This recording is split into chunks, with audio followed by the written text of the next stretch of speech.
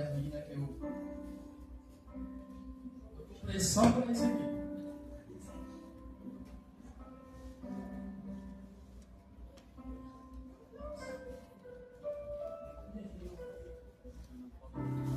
Pronto.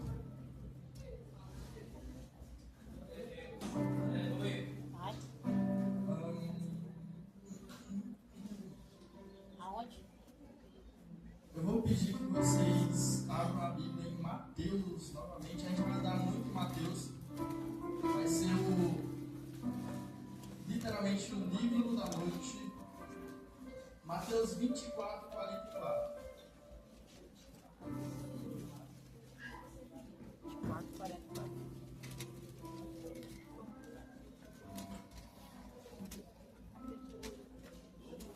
Bom,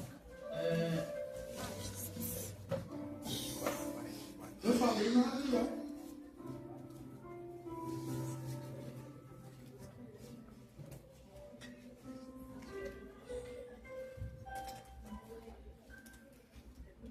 Mateus 24, 44 diz assim: Por isso estai-vos apercebidos também, porque o Filho do Homem há de vir a hora em que não percebeis. Nessa noite peço que vocês fechem seus olhos, que a gente inicie uma oração agora. Senhor meu Deus, Pai querido e Pai amado, eu desde já te agradeço, Pai, por essa rica oportunidade de estar em cima do teu altar, Senhor Deus, pregando a tua palavra para a igreja. Te peço, Pai, que assim como o Senhor fez, Pai, mensagens curtas, entregou uma resposta tremenda para a tua igreja, que neste momento o Senhor venha me usar verdadeiramente, Pai, e que através de mim cada um deles eu linguagem venha sentir a tua presença, Pai, venham entender o que o Senhor quer dizer para nós nessa noite. Desde já, Pai, eu te agradeço, Pai, por todas as coisas boas, por cada vida presente, Deus. E eu te peço que a tua presença venha reinar neste lugar, desde agora e para todo sempre. Amém. Podemos sentar. Como a gente sabe, na doutrina da nossa igreja temos quatro divisões, por assim dizer. Ele é o nosso Salvador, ele morreu e ressuscitou para que a gente tivesse vida, né? Lá na cruz, ele morreu. Assim como também ele batiza com o Espírito Santo, ele que nos capacita e nos fortalece. Também sabemos que ele é o médico dos médicos, ele cura não apenas o nosso corpo, como também a nossa alma e o nosso espírito. E então falta apenas uma promessa para ele cumprir na nossa vida, e ele vai cumprir. Ele voltará, né? Bom, Mateus 24, 44 já. Lendo novamente. Por isso estai-vos apercebidos também, porque o Filho do Homem há de vir, e a hora em que não penseis. Na hora em que não penseis.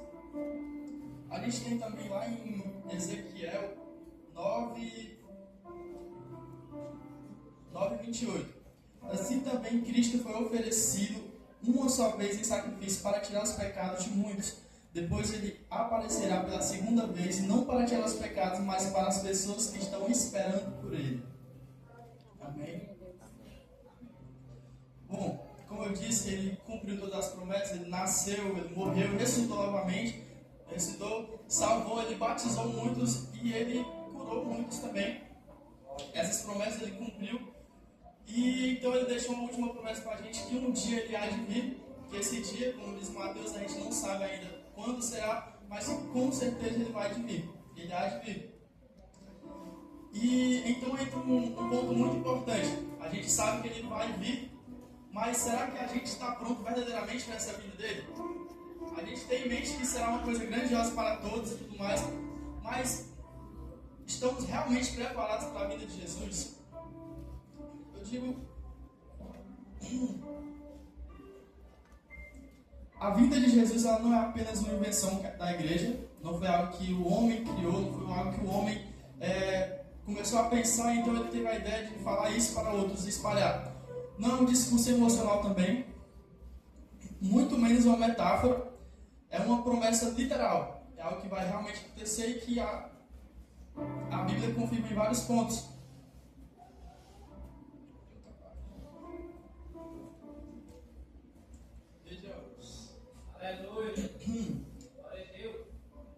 Como eu disse, a gente não sabe quando que vai acontecer, a gente não sabe em que momento que Jesus vai voltar. E a Bíblia, ela nos proíbe de fazer isso.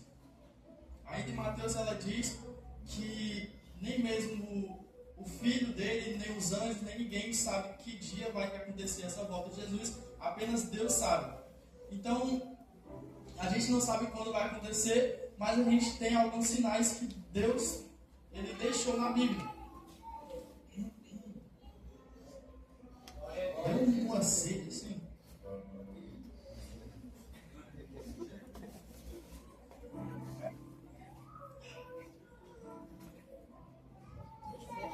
Bom, em João 14, 1 ao 3, Jesus ele deixa uma promessa para a gente.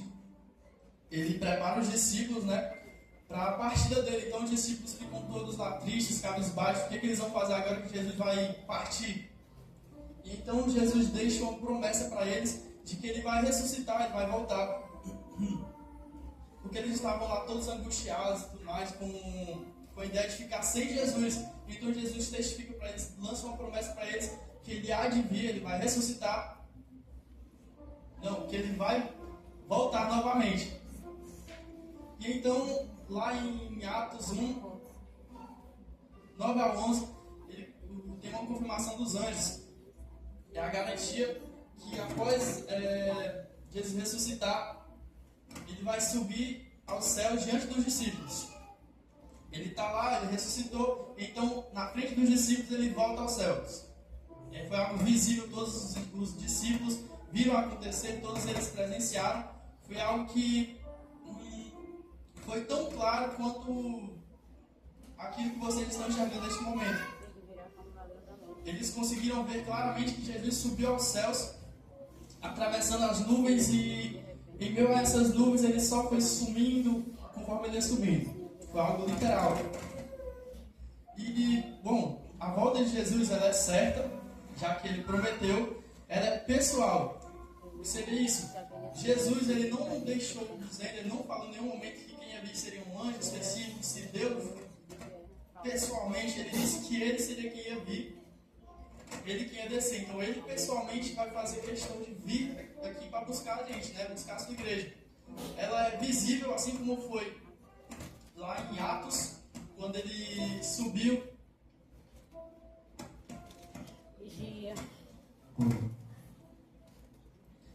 Assim como em Atos ele subiu e todos os discípulos puderam ver que ele estava subindo aos céus, também vai ser a sua volta.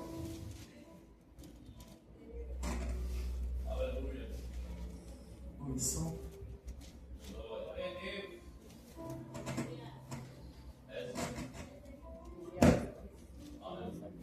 Assim como em Atos ele subiu aos céus, todos os discípulos puderam ver, na sua volta também vai ser visível e todo olho que estiver presente verá isso acontecer. Ela também vai ser repentina, como um ladrão. Todo mundo sabe que o ladrão não vai fazer algo para todo mundo ver assim, ele vai ser sorrateiro, vai ser algo tipo assim, ninguém espera o ladrão, até porque se esperasse não tinha roubo. Então vai ser repentina, no momento que ninguém esperar, ele vai surgir, vai descer aos céus. Também vai ser algo definitivo, não vai ter uma segunda chance para aqueles que ficarem. É algo que vai acontecer naquele momento e somente naquele momento. Jesus ele não deixa pra gente uma segunda volta depois que ele descer. E assim, a volta de Jesus ela não é uma teoria, como eu já falei, é uma promessa, não é uma possibilidade também. É algo que... E nós como igreja temos que ter em mente que o mundo ele pode duvidar, ele pode zombar de nós por acreditarmos nisso, ele pode fazer a gente duvidar dessa volta de Jesus. Só que nem eu, nem você, nem ninguém podemos ter controle sobre isso, algo que Jesus testificou, foi ele mesmo que disse que ia vir. Então nós não temos controle sobre isso, independente do que você acredita ou não, ele vai vir.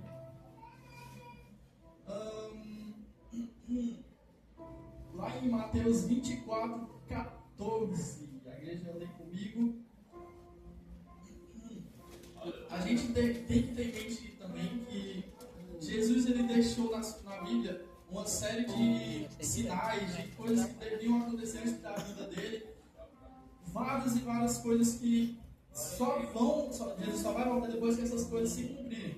Em Mateus 24, 14, diz: E este evangelho do reino será pregado a todo mundo em testemunho a todas as gentes, então virá o fim.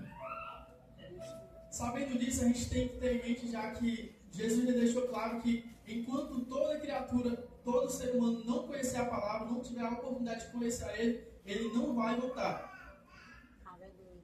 E, bom, hoje em dia, a gente tem um batalhão de coisas que levam a palavra para lugares que antes não eram alcançados.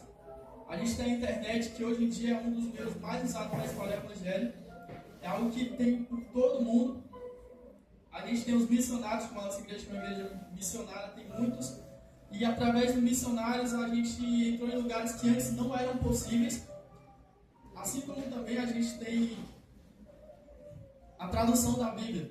A Bíblia hoje em dia ela é traduzida em praticamente todas as línguas que você deve pensar. Então, hoje em dia, a gente está vivendo uma geração que tem mais contato com a palavra de Deus. É a geração que tem o maior alcance da palavra. Algo que antes era muito incomum, principalmente na época dos discípulos lá de Jesus. É algo muito difícil de espalhar o evangelho naquele tempo, mas hoje em dia a gente está vivendo uma geração que tem mais tecnologia, que tem mais facilidade. Só que, bom, mesmo que seja a geração que mais tem acesso à palavra, essa também é a mesma geração que mais tem frieza espiritual e distância de Deus. A gente vê em 2 Tessalonicenses 2:3.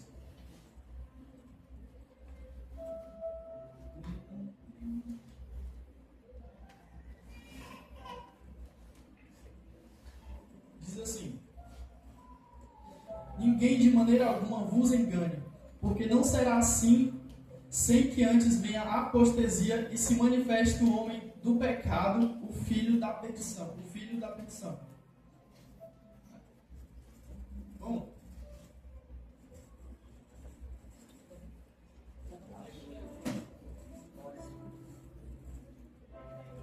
enfim, ao mesmo tempo que somos a geração que mais tem alcance, também a geração onde a apostasia ela cresceu muito, onde tem muita frieza espiritual. Muitas e muitas pessoas conhecem a palavra, muitos já ouviram, muitos presenciam, muitos vivem ela. Só que, em meio a isso tudo, eles vivem numa frieza espiritual que antes não era comum. É certo que em todo momento da história haviam pessoas que eram distantes de Deus e outras que eram mais próximas. Só que, atualmente, a nossa geração ela tem uma frieza espiritual muito grande. Em Mateus 24:12 fala também sobre o amor de muitos que se esfriará. E certamente que hoje em dia o amor esfriou muito. O ciclo natural das coisas ele foi invertido. Não sou tão velho, só que a mãe não é velha também não, aqueles que têm mais idade, é comum para eles que antes, no tempo deles, eles eram quem estava enterrando os pais deles, certo? Porque era quem tinha mais idade, tudo mais, morria por alguma doença terminal ou, sei lá, idade mesmo. Só que, hoje em dia, é muito comum que a gente vê até mesmo avós enterrando seus netos. Então ficou muito comum que a ordem, o ciclo assim, da vida, ele ficou alterado. A gente vê também muitos casos assim, jornal, na internet, que hoje em dia é difícil assistir jornal. Na internet de, sei lá, filho matando pai, matando mãe. Esse tipo de coisa que antes não era algo comum, era algo assim que era exótico, tão difícil de acontecer. Era uma raridade. Só que hoje em dia, todo dia a gente vê casos de assassinato de filhos contra pais acontecendo. Isso tudo porque o amor, ele esfriou. Não é como antes. Em Mateus 24, 4 e 5, quero ler isso.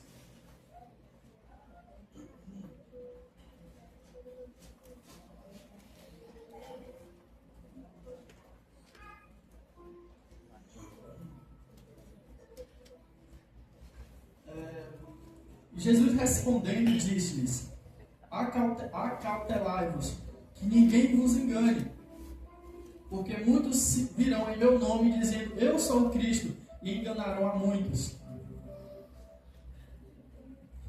É muito comum que na internet, que também é um dos meios mais usados para evangelizar, apareçam diversas pessoas pregando, falando sobre a palavra de Deus e tudo mais.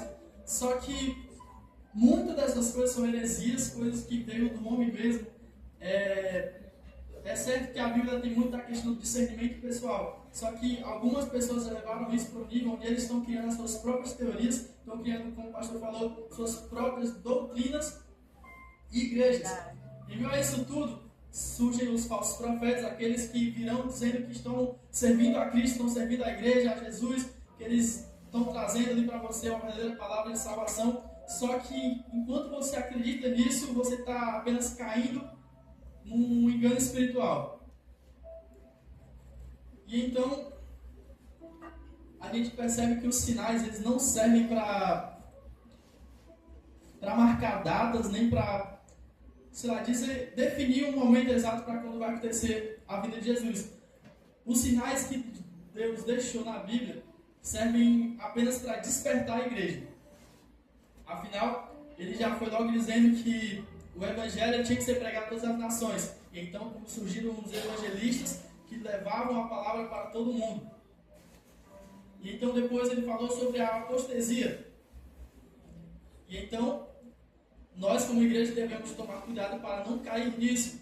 Assim como também o amor, que se esfriou, ele avisou antes, justamente para a gente já ter uma noção que, nós temos que ser separados, temos que ser diferentes. E então ele alertou sobre o engano espiritual, os falsos profetas que viriam em seu nome, mas que não trariam para vocês salvação, mas sim morte. Bom, nunca houve uma expansão de evangelho tão grande como a nossa hoje em dia, assim como também não teve uma frieza espiritual dentro das igrejas. A palavra de Deus, ela é para todos, só que esses sinais em específico, eles estão falando diretamente com a sua igreja, para a igreja despertar e tomar conta. Então, o foco principal é nós que estamos aqui dentro da igreja. E hoje em dia, é mais comum que alguém dentro da igreja tenha uma frieza espiritual, não por culpa de quem está em cima do altar, ou daqueles que levam a palavra em células e tudo mais, mas sim por conta própria. A salvação é individual, então nós temos que ter como entendimento e discernimento disso, que se você está frio, não é culpa do pastor ou da família de tal pessoa, é apenas sua, é culpa sua isso acontecer. Então, hoje em dia, a gente tem uma frieza espiritual dentro da igreja maior do que aqueles que estão fora da igreja. Totalmente errado. Nunca houve também uma confusão doutrinária tão grande como tem hoje em dia. Eu lembro que quando eu aceitei a Jesus, eu conhecia duas igrejas, a Assembleia de Deus e a Católica. Acabou. Depois que eu me contei que eu conheci a Quadrangular. E então eu conhecia só Batista, Quadrangular, Assembleia de Deus e a Católica. Então eram todas eram igual.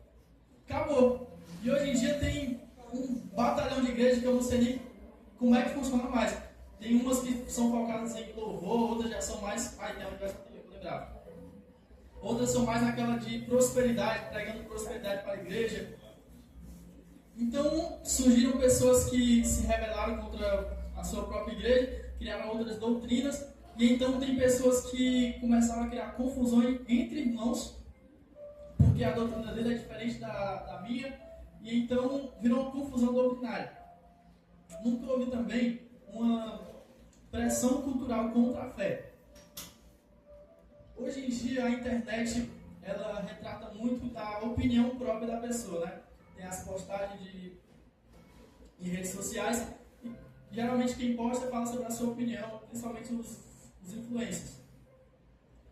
E então aqueles que não têm discernimento, que não entendem, ou aqueles que não buscaram entender ainda, eles fazem uma pressão na verdade. Por exemplo, aqueles que, nada contra, mas aqueles que são lá do grupo do LGBT, um monte de letra, eles, na grande maioria das vezes, eles são contra o evangelho, contra o cristão, porque na cabeça deles o cristão é contra eles. Certo? E então é algo que criou uma pressão cultural na gente. A cultura de outros povos caiu sobre o cristão, e o cristão, por muitas das vezes, ou ele se cala, ou ele se afasta da igreja, do altar, porque a opinião dele sobre a fé, a ideia dele sobre a igreja, sobre o evangelho mudou. E essa pressão complica bastante. Os sinais, eles não dizem o dia, não mostram o dia, né? Só diz que será próximo. E então surge o maior problema. Em meio a essa questão que Jesus vai voltar e a gente tem que estar preparado. E o problema é justamente esse, o maior problema nisso é que muitos não estarão preparados para a vinda de Jesus. Lá em Mateus 7, 21 ao 23.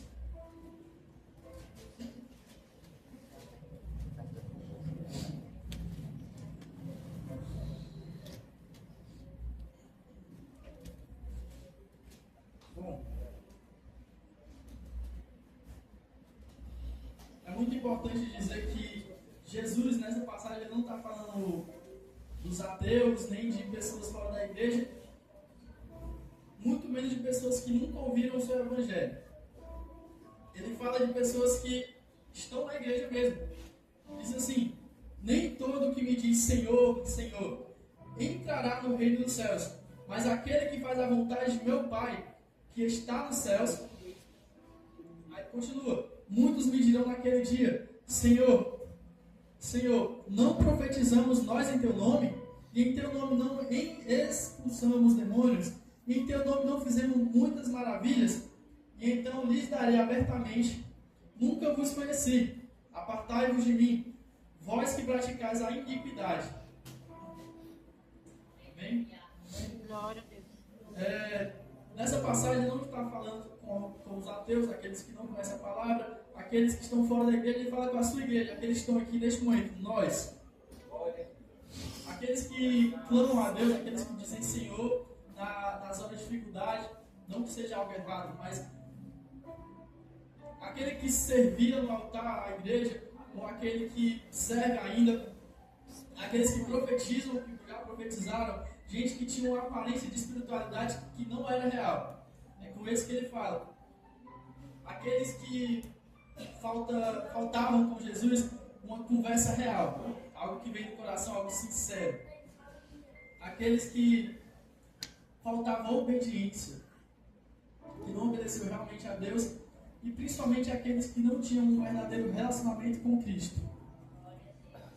Não é que você faça algo na igreja que prova que você está pronto. Não é que você tem uma aparência visivelmente para os outros de uma pessoa muito grande na igreja, alguém que tem espiritualidade muito grande, alguém que tem um relacionamento com Deus profundo, que você vai estar pronto para a vida de Jesus.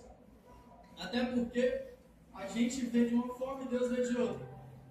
Então, mesmo que você faça algo na igreja, mesmo que você sirva de todas as formas que você conseguir, não significa que quando Jesus voltar você vai estar pronto para a vinda dele. O que realmente importa para Deus não é aquilo que você vai estar mostrando para as pessoas, mas sim aquilo que Ele vê em você. Certo? A gente vai agora para a parte central da palavra, lá em Mateus 25.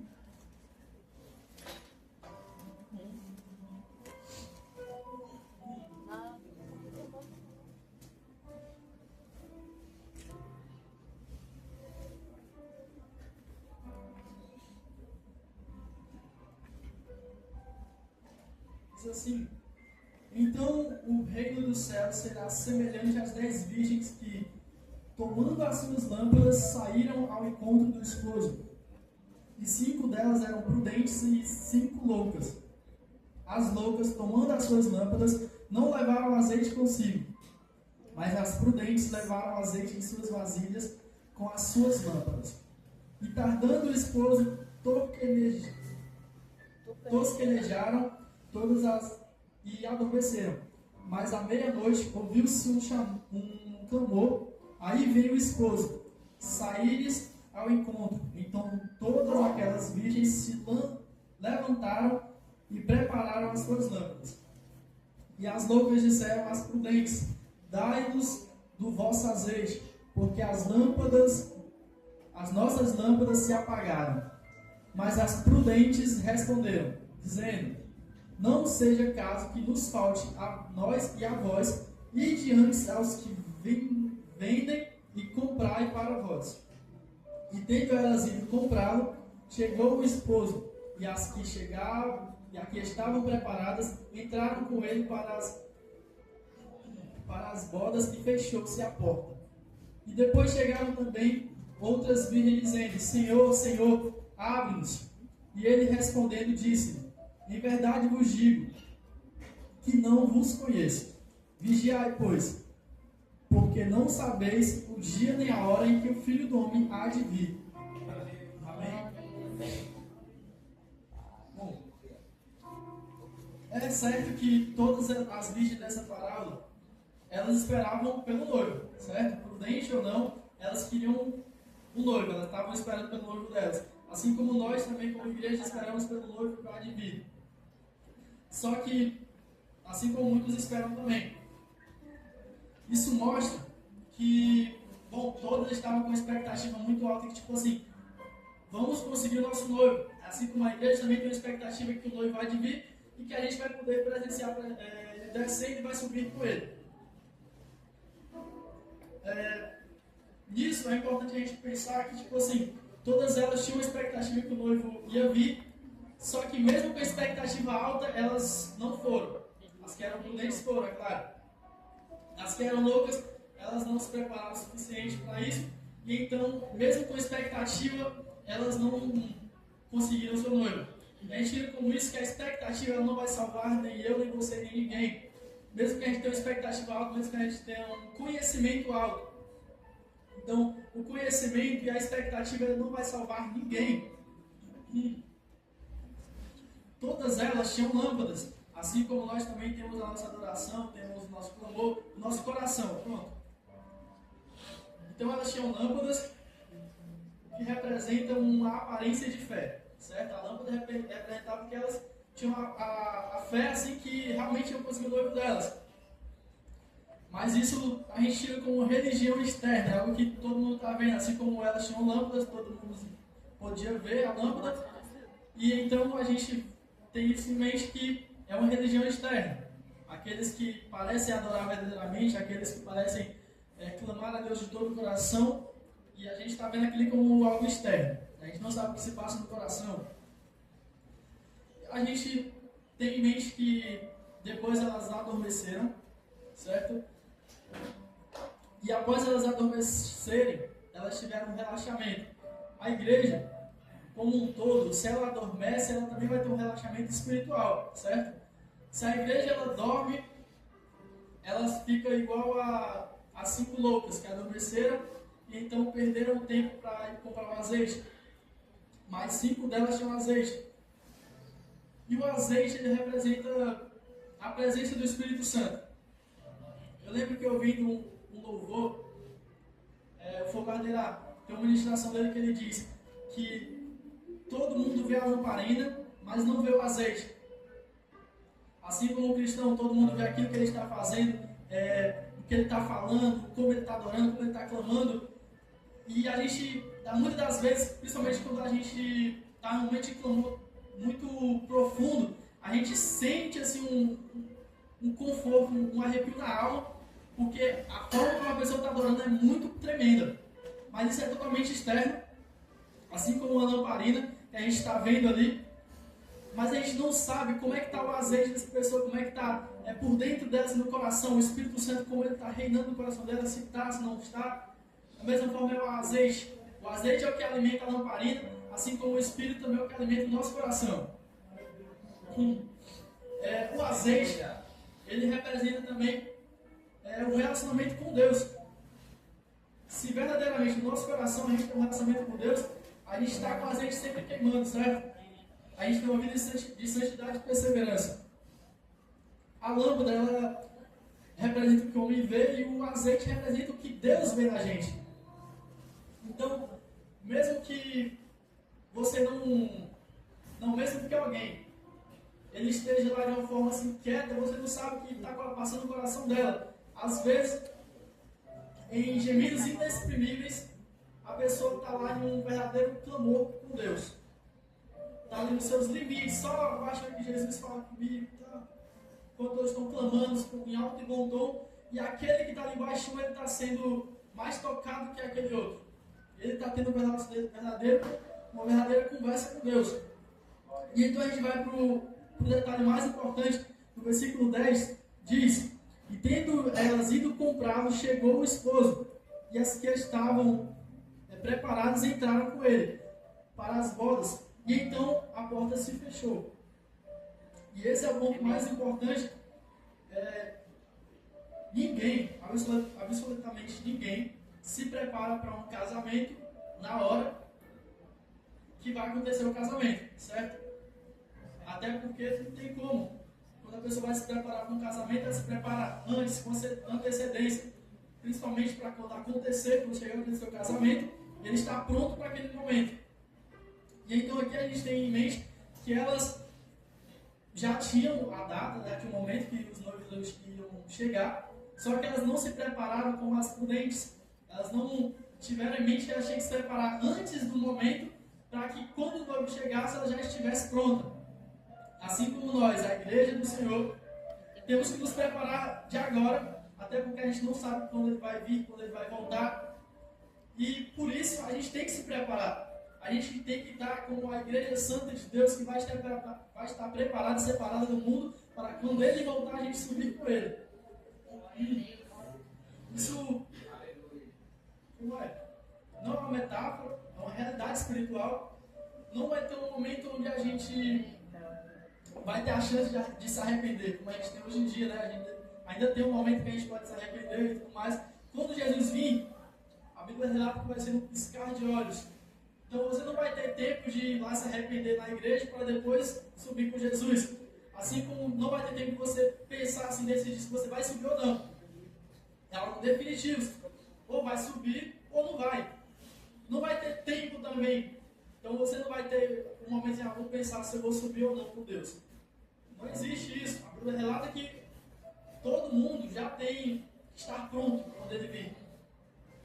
A volta de Jesus, ela não será o começo da sua preparação para poder subir com ele.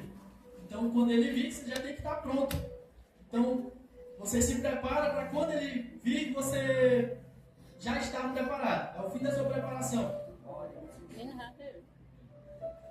Bom, neste momento, eu peço que a igreja como um todo feche os seus olhos e se ponham de pé.